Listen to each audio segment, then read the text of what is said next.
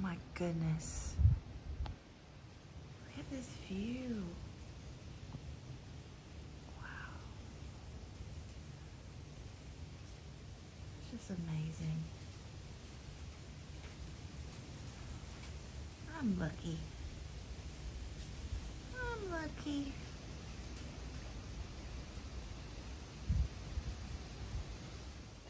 Hello, it's Doris with Aldi Books. Happy Friday, happy nonfiction November. So exciting.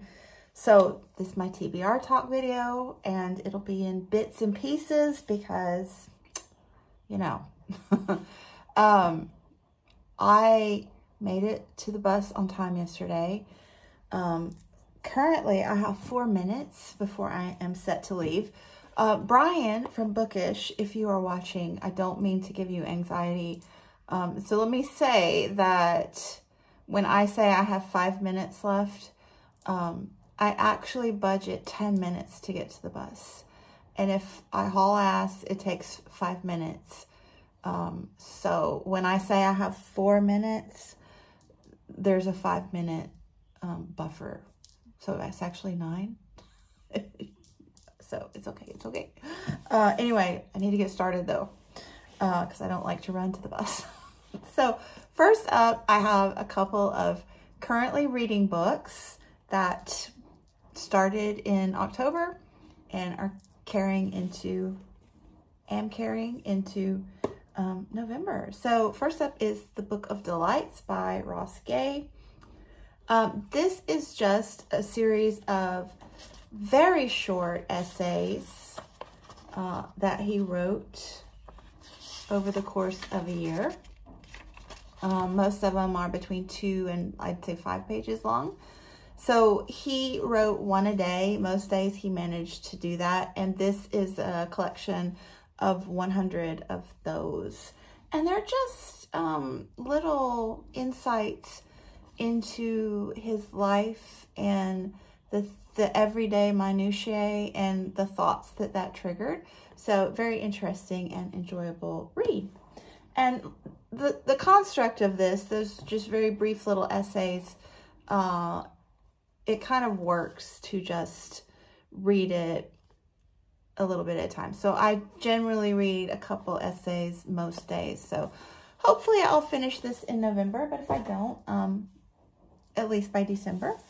And then I'm also reading The Demon of Unrest, a saga of hubris, heartbreak, and heroism at the dawn of the Civil War by Erik Larson. I'm buddy reading this with my history buddy readers, Patrice of 6 Minutes on Books, Heidi from My Reading Life, and Karen from Run Right Reads. And we are having fabulous discussions on this. So this is set at the very, very beginning of the Civil War. So right as Lincoln is being elected, and that, you know, sitting duck time when, you know, Buchanan is still the president because Lincoln hasn't been inaugurated yet, and how Lincoln's hands are tied, and, you know, the differences in their presidencies, and, you know, how the Civil War began, you know, and it very much has parallels with current political times. Erik Larson is very good at choosing topics that are very timely, you know, in that they are, you know, historical, but reflect on modern times. So enjoying this. And this also is very short chapters. So some are just a couple of pages long, some are 7 or 8 pages long, but very tiny little quick flashpoints. And we are having the best discussions from this book. So great, great buddy read. So those are currently reading carryovers. And next I want to talk about my project. I never did come up with a name for it. I call it my Christmas tree. But it is the books that I bought this summer. So I live in China, and I don't read a lot of physical books because their books in English are not easily accessible here, but it's a really fun hobby to buy them when I travel. So I read a lot of books digitally or audiobook, but I do have physical books that I grab when I'm traveling as I'm able. So I bought 50 when I was traveling this summer in the US, Canada, and Spain. And I ended up bringing 48 back with me because I read 2 while I was, you know, traveling. So I'll show you what's left of the 50. It's quite impressive. I'm impressive, if I do say so myself. So there it is. That's all that's left. Like, it doesn't even hardly look like a Christmas tree anymore because there's so few left. Like, what? Yeah. So there are only, counting these 2, there are only 16 left. Wow. And a lot of them are nonfiction, which I, you know, saved for Nonfiction November. So I am going to read this one. This is Never Whistle at Night, an Indigenous dark fiction anthology, edited by Shane Hawk and Theodore C. Van Alst Jr. And I've been saving this one to read in November for Indigathon, or whatever, you know, it's called this year. I'm very excited. I think this one will pair nicely with these because, you know, I'm reading these in bits, and this one as well. It's a short story collection. I'll just like read one every day or so. And then also I know I'm going to read Polio, An American Story, the crusade that mobilized the nation against the 20th century's most feared disease, by David M. Oshinsky. And this is winner of the 2006 Pulitzer Prize in History. So I've read Oshinsky before, and he is a great nonfiction author. Highly recommend him. And I'll be buddy reading this with Heidi because she found it at her library. So then this one is nonfiction. Heidi actually gave me this one. And this one, these are all nonfiction down here, the rest of them. This one was from Karen. This one was recommended by Heidi. These are impulse buys. This one was one I saw on the BookTube Prize long list. So, yeah. Okay, probably got to go to work now. But before I go, let's flip the calendar. October was beautiful. Yay, November. And my Shangri-La. Where are we going? We're leaving London and heading to Shanghai. Nice.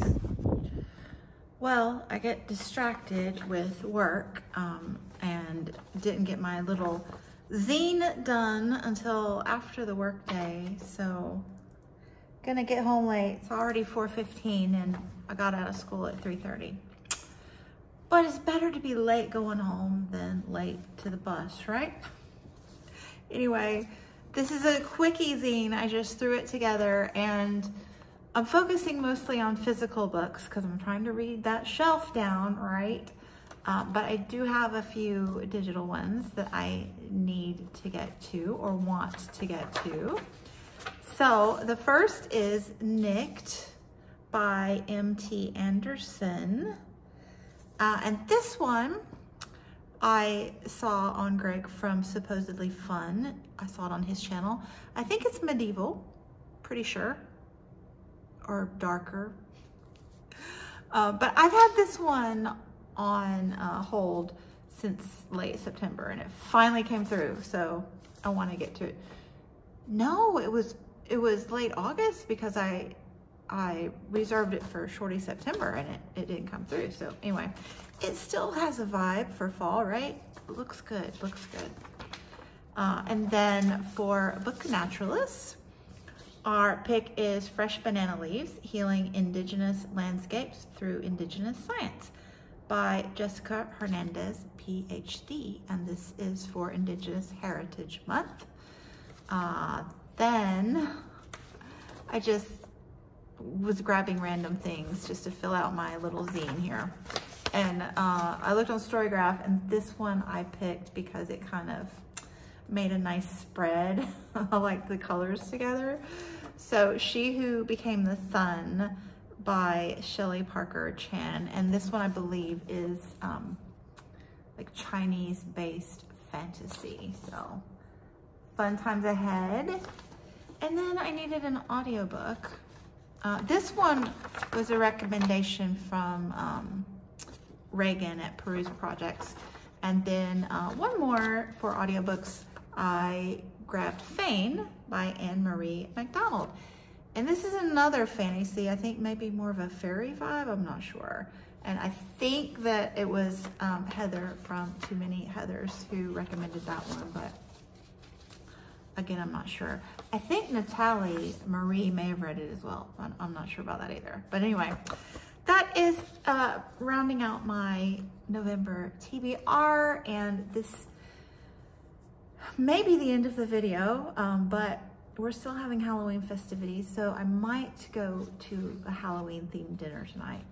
Stay tuned, or not if this is the end, but thanks so much for watching, and I'll be back soon. Bye. Eating at the 5-star hotel. This is my, look at the little babies. No. Oh, they're so cute. Aww. So trying to, oh, this is a babies. This is tiny babies. We're so little. We're so little. That's a mouse. What's this a mouse? That itty bitty one. The itty bitty babies. He's so tiny.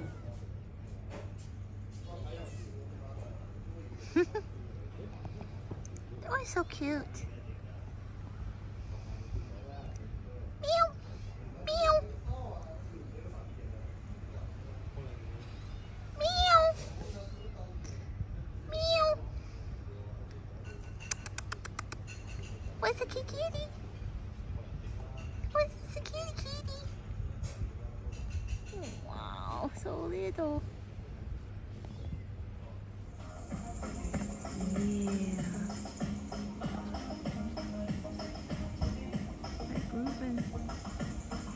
Hi, baby. Hello. Are you a pretty bird? Are you a pretty bird? Baby. Baby. Hi. Hi, pretty bird. Hi. How are you? Oh, this is a pretty bird.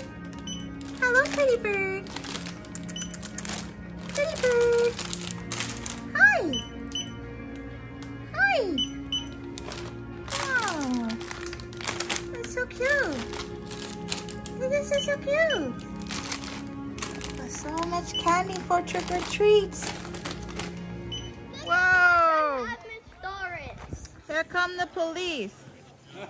Look, Miss Whoa! Look here! Oh my gosh, there's so many. Wait, there's so many.